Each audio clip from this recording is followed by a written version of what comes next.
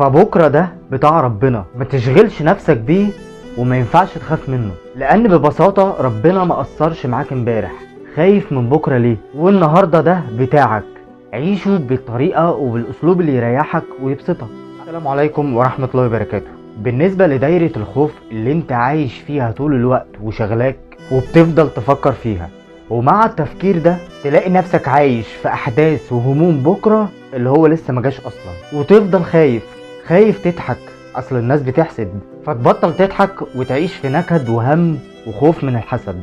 خايف تبتدي مشروع ممكن يسعدك، لكن دايما جواك صوت بيقول انا هستنى اصحابي اشوفهم يجربوا الاول، طب هستنى شوية كمان اخد خبرة في الموضوع.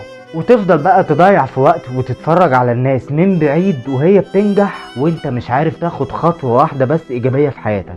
خايف تتعامل مع البشر اصل البشر وحشين واشرار، وتفضل مقضي عمرك كله لوحدك خايف من تعاملات البشر.